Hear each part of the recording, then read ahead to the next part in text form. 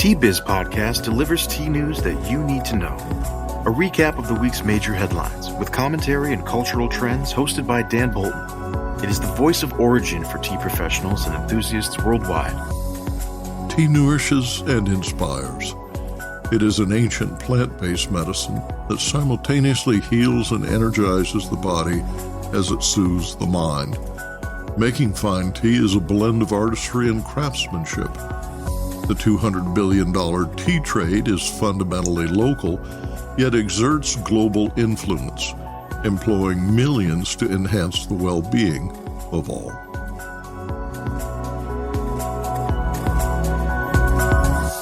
Hello, everyone. Here are this week's headlines. Punitive U.S. trade rules will boost the cost of importing Chinese teas. The shuttering of USAID halts tea projects globally. And revitalizing Nepal's tea sector, a new push for safe and healthy workplaces. Plus, the UN assesses health and safety of the Nepal tea sector. A UN assessment of tea plantation health and safety by the International Labor Organization, ILO, found few risks and safety hazards, but cautioned that the prevalence of temporary work without formal contracts limits worker protections. Tea plantations drive socio-economic growth in Nepal, according to the 57-page report. Quote, however, despite their importance and potential for growth and job creation, the sectors are characterized by poor working conditions, lack of information, and awareness of fundamental rights issues, including the right to a safe and healthy working environment, low levels of productivity and skills, inadequate access to public service, and weak trade union presence. Work in these sectors is particularly vulnerable for women who are often subjected to various forms of workplace harassment and discrimination, end quote, writes the ILO. Anshu Giri, a third-generation large-scale plantation director at Samsher Tea in Nepal, is a respected progressive thought leader. He joins us to discuss the ILO assessment and a common-sense approach to compliance in the organized sector that growers at every level should employ.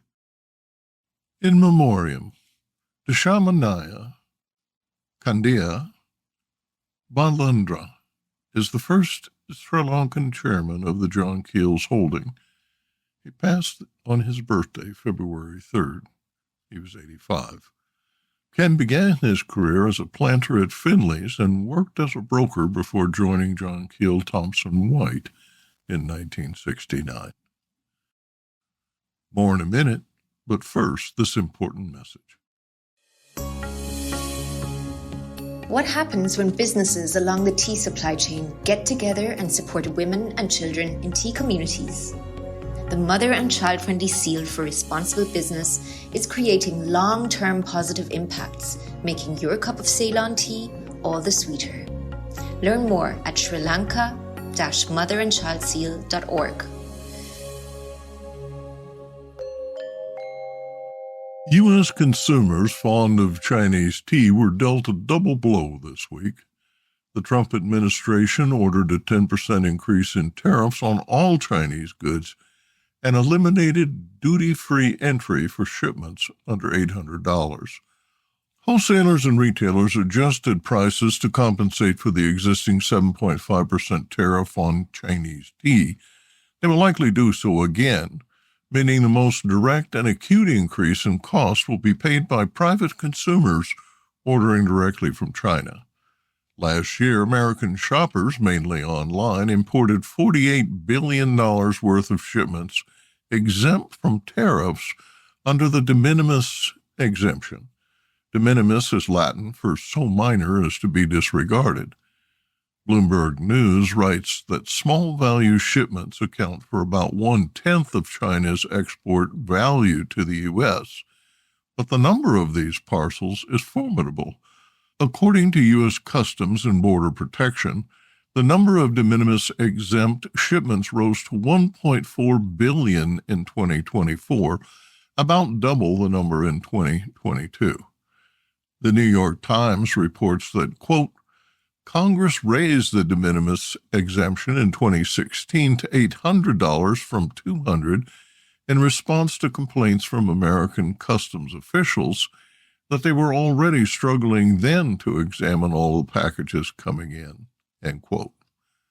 Andrew McNeil of Seven Cups Fine Chinese Tea in Tucson, Arizona, writes, quote, the end of the de minimis exemption will have the most meaningful and immediate impact for Chinese tea enthusiasts in the United States, more so than the additional 10% increase in itself, end quote. Of course, it means that everyone importing from individuals to businesses will be paying more for their Chinese tea. Tea Association of the USA President Peter Goji explained that when supply chains are challenged to reduce cost, in this instance to mitigate the effect of a 17.5% tariff, the choices are, 1, reduce headcount resulting in potential job loss and unemployment, or forgo investment, causing a lack of spending for innovation, cheapen products resulting in poorer quality for consumers, or charge more. Consumers are negatively impacted, and it's inflationary. McNeil writes, quote, for our own part as a business, we're determined to keep prices steady, sacrificing margins to pay the increased tariffs as much as we can.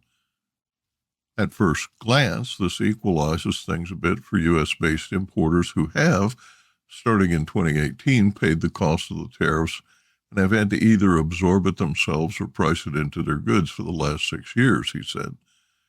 But there's also the potential for the end of the exemption to cause difficulties for U.S.-based importers in the form of the increased administrative onus it puts on U.S. customs and express carriers.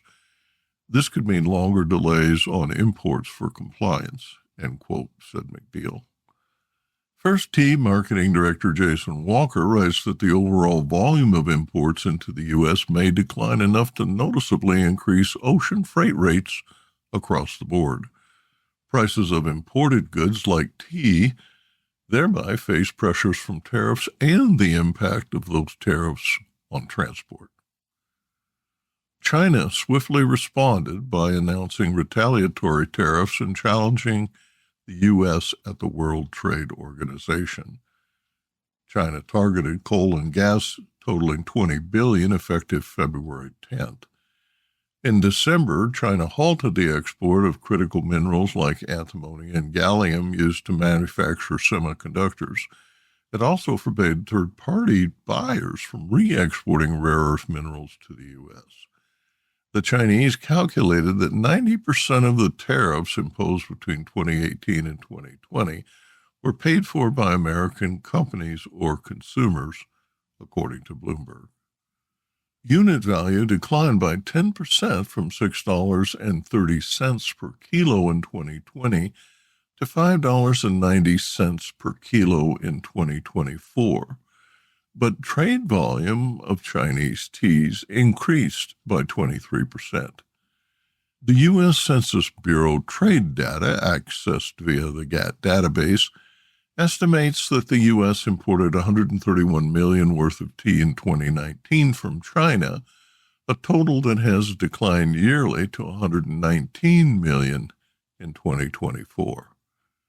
The U.S.'s apparent consumption of Chinese tea is 1.86% of China's exports and only 0.22% of their production.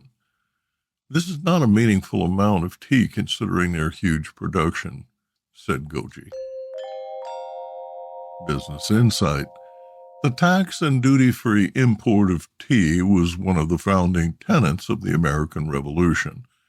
The free and unencumbered import of pure tea from its origin is a centuries-old tradition, observes Peter Goji, president of the Tea Association of the USA. The United States is not a tea-producing nation, he said. There is no commercially grown tea that requires protection via tariffs, nor are there any tea-related farm-based jobs that these tariffs would protect. The federal government has placed the 10,000-person USAID staff on administrative leave as of today. The U.S. Agency for International Development will close its foreign-based offices, cancel employment contracts, and recall most of its overseas workforce to the U.S. within 30 days.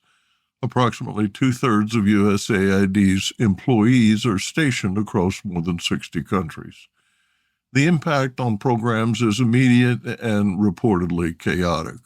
On January 20th, President Trump ordered a freeze of $72 billion in U.S. foreign aid, issuing stop work orders with a few waivers for ongoing life-saving disaster assistance.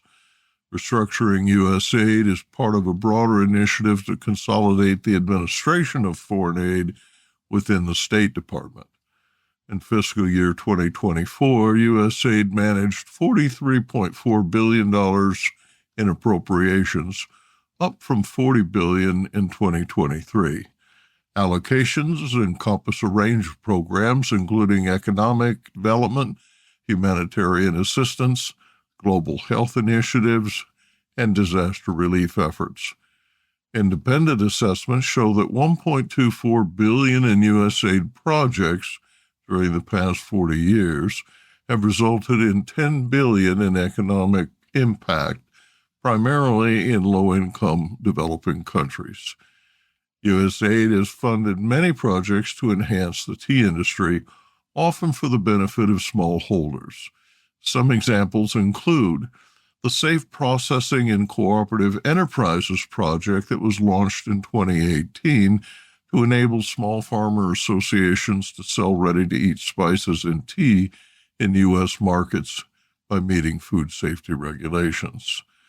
Partnering with Young Mountain Tea to establish the first farmer-owned tea processing facility in the Himalayan region of Kumaon. The facility is expected to benefit 500 farmers initially, with potential expansion to support up to 6,000 farmers, enhancing economic growth and soil health. USAID collaborated with the Small Organic Farmers Association, comprising over 3,500 farmers, to conduct agricultural extension training. These trainings have improved crop yields by promoting best practices in farming, handling, and processing. USAID financed the Her Money, Her Life project in Tanzania, where a specialty tea company formed by more than 1,600 smallholder farmers reported a 546% income increase by selling processed tea instead of green leaves. The fate of an ongoing project to train 1,000 tea farmers in climate-smart agriculture and increase demand for Nepali origin tea and other botanicals is unknown. Business Insight.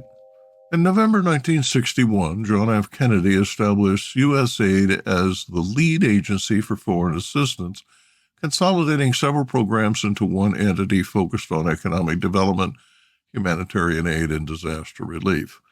Congressional legislation funded USAID as an independent agency within the executive branch, and only Congress can fully dismantle it. In 2018, the Trump administration sought to merge USAID with the State Department, but Congress rejected the proposal. The agency's prospects this time appear grim.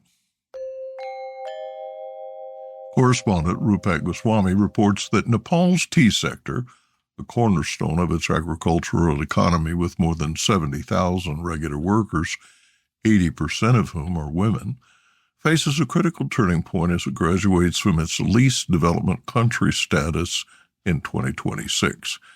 Despite its contribution to rural development and trade, the tea industry grapples with poor working conditions and occupational safety challenges, as highlighted by a United Nations International Labor Organization ILO assessment. The report, part of ILO's Safety Plus Health for All project, funded by Japan, offers an overview of occupational hazard in Nepal's tea gardens and factories. Key concerns include musculoskeletal strain from manual labor, chemical exposure, and poor access to healthcare services. Women face additional challenges, including harassment and a lack of accommodations during pregnancy. Nepal is a major tea producer with a total production of almost 24,000 metric tons annually. Tea is an important commodity for Nepal, with exports totaling $32 million in 2022, ranking 10th in the country's export basket. Quote, workers have long been subjected to poor working conditions. Meanwhile, until recently, the sector's workers were not covered by any social protection scheme, exposing them to vulnerabilities. While government-owned tea plantations have now been added to Nepal's contribution-based Social Security funds, the majority of the sector's workers still work informally, with only about 30% formally employed, according to the report. Women workers are particularly vulnerable, frequently facing harassment and discrimination, and often continuing physically demanding tasks during pregnancy without job accommodations. Informal employment contracts exacerbate these situations, leaving most workers without job security or social protection.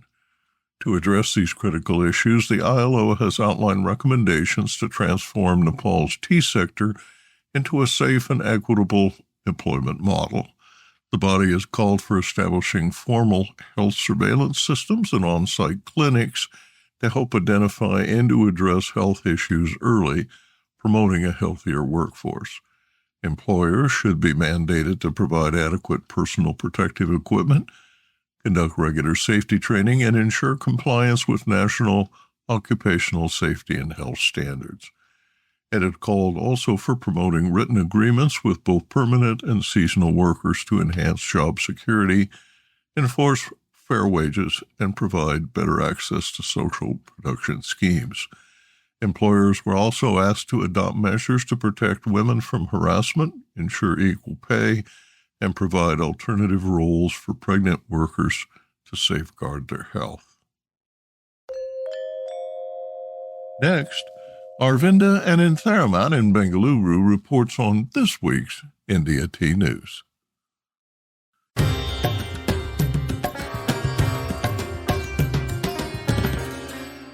India Tea News for the week ending 7th February 2025. This week's news was reported by our writer in Guwahati, Rupa Goswami. The Union budget was announced last week, and the Finance Minister Nirmala Sitharaman announced an allocation of Rs 1,565 crore, or US $170 million, to the plantation commodity boards. The tea board stands to gain the highest allocation of 771.55 crores, an increase of 54% over the budgetary allocation last year. The budget allocation encourages the Tea Board of India to pursue ambitious goals for 25-26, and the goals outlined aim to strengthen India's position as a leading global tea producer and exporter. The objectives focus on increasing productivity, enhancing production of orthodox and green teas, and fostering research for innovation in tea cultivation. 400 self-help groups, 190 farmer-producer organizations, and 7 mini-tea factories for 25-26. And although there were no direct benefits to the tea industry provided in the 25-26 budget, there are policy decisions that can impact the industry. The Tea Association of India have named some of them, including the Prime Minister Dhan Dhanya Krishi Yojana, or National Mission on High-Yielding Seeds, as a helpful program, a urea plant in Assam, which is expected to mitigate the urea requirement of the tea industry, the Investing in Clean Tech Manufacturing program, which will bring solar panels to tea estates, the Saksham Anganwadi and Poshan 2.0 Jal Jeevan Mission, which will benefit workers on tea estates, the establishment of Bharat TradeNet and support for integration with global supply chains, which will aid the export potential of the tea industry. Now, the news: the government of India is talking to 2 big tea buyers to ease the financial crunch faced by the Tocklai Tea Research Association, TRA. The TRA is the oldest and largest tea research institute globally and looks after the research and development needs of the Indian tea industry while providing extension services. Prajit Bordolai, Member of the Parliament from Assam, raised this issue in the current Parliament session, adding that Tocklai is an iconic institution. In response, Piyush Goyal, the Union Commerce Minister, replied that they had met with captains of the tea industry recently in a meeting in Guwahati in the presence of Dr. Himanta Biswa Sharma, the Chief Minister, and Tocklai, I've asked 2 large tea buyers to get involved in the affairs of TRA in a public-private partnership mode. They assured me that they will get back to me.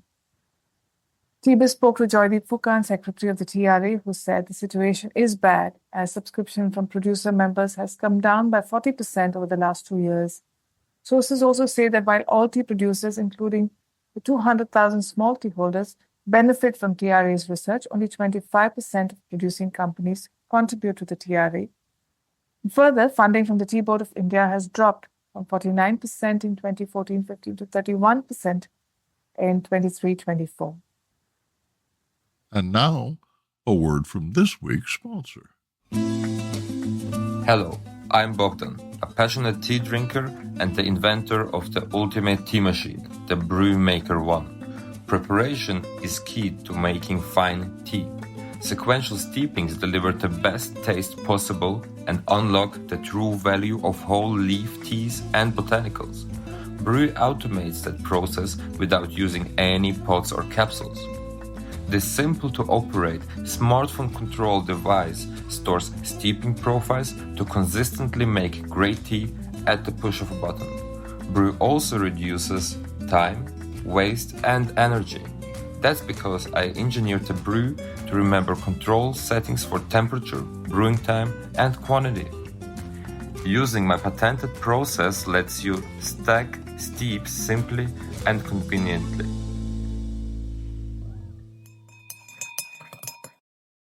A UN assessment of tea plantation health and safety by the International Labour Organization, ILO, found few risks and safety hazards, but cautioned that the prevalence of temporary work without formal contracts limits worker protections. Tea plantations drive socio-economic growth in Nepal, according to the 57-page report. Quote, however, despite their importance and potential for growth and job creation, the sectors are characterized by poor working conditions, lack of information, and awareness of fundamental rights issues, including the right to a safe and healthy working environment, low levels of productivity and skills, inadequate access to public service, and weak trade union presence. Work in these sectors is particularly vulnerable for women who are often subjected to various forms of workplace harassment and discrimination, end quote, writes ILO. Anshu Giri, a third-generation large-scale plantation director at Samsher Tea in Nepal, is a respected progressive thought leader. He joins us to discuss the ILO assessment and a common-sense approach to compliance in the organized sector that growers at every level should employ.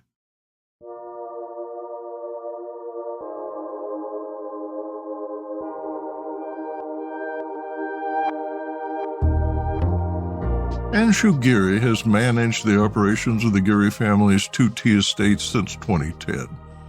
Samsher and Gangadevi Tea Estate and Giribandhu Tea Estate are pesticide MRL compliant with EU standards. They produce 1 million kilos of premium CTC, that's cut, tear, curl tea, annually, and 600,000 kilos of high-quality, low-grown orthodox tea exclusively for export. Anshu earned a degree in manufacturing operations and management and holds an MBA from the Herberger Business School at St. Cloud State University in the U.S. Today, I'm excited to introduce newsmaker Anshu Giri, director of Samsher Tea in Nepal. Thank you for having me, Dan. ILO is not a regulatory body. Their assessment raises awareness of the best practices in anticipation of Nepal's change in status from a least developed country to a developing country in November 2026. Food safety rules apply to every country regardless of status. However, trade regulations tighten when a country's economic status improves. Samsher follows HACCP, the Hazard Analysis and Critical Control Point Procedures, and holds ISO food safety management certifications. Workers are trained and issued protective clothing when handling chemicals. Your company complies with health and safety rules and best practices Because that's good business, right? Partially true.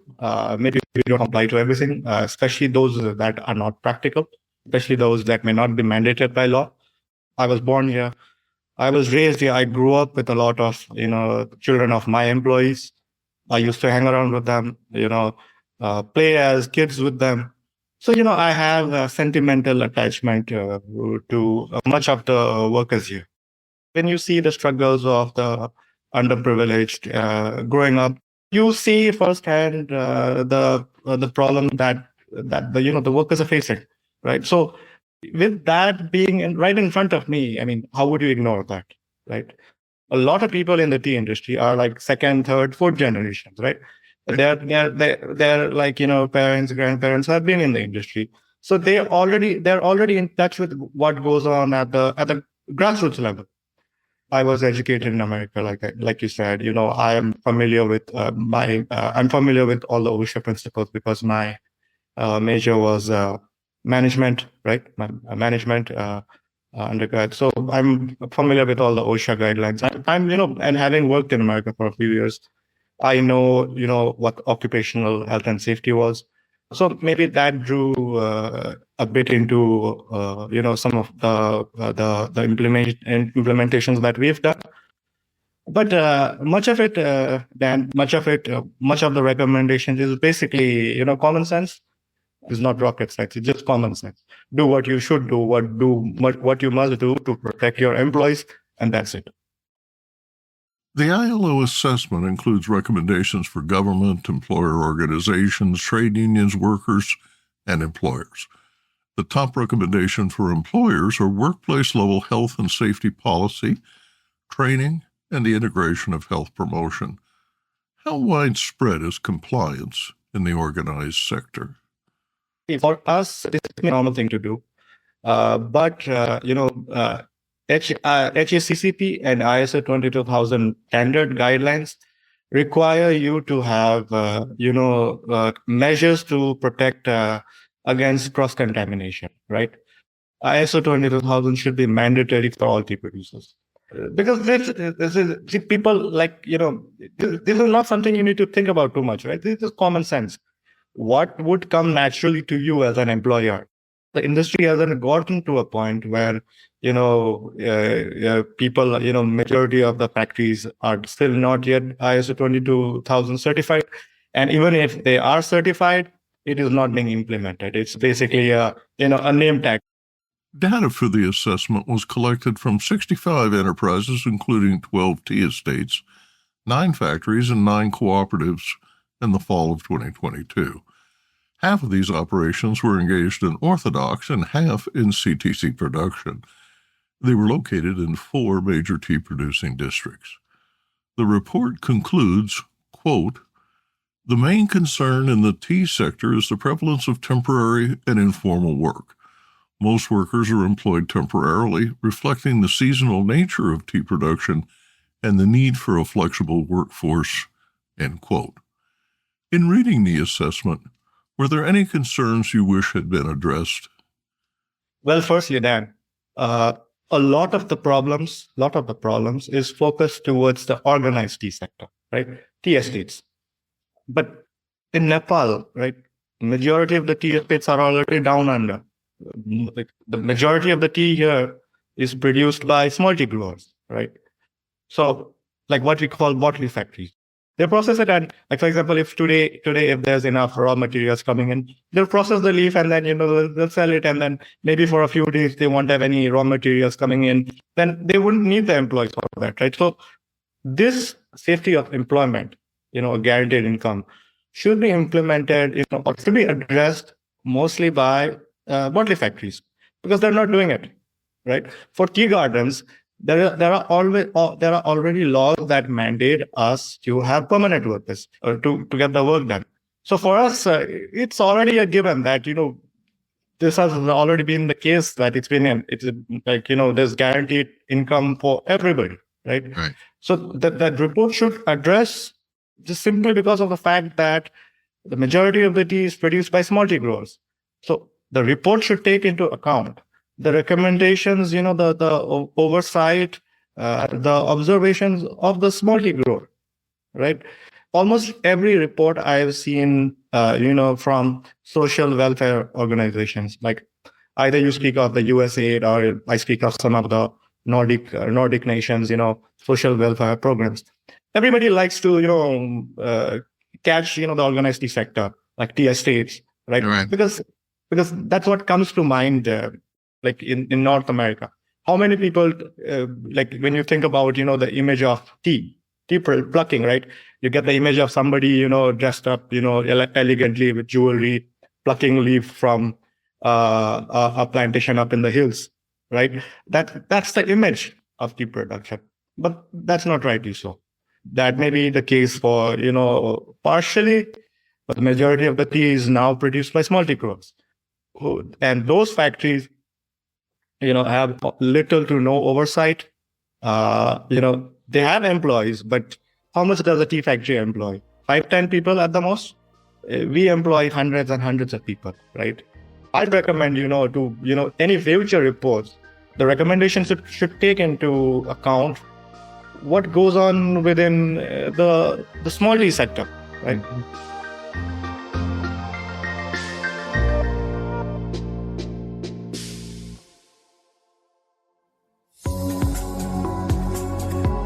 Intrigued by what you heard in today's podcast? Would you like to learn more from our global network of Tea Biz journalists and tea experts? Remember to visit the Tea Biz website for more comprehensive coverage. That's www.tea-biz.com. Thanks for listening. Farewell till next week.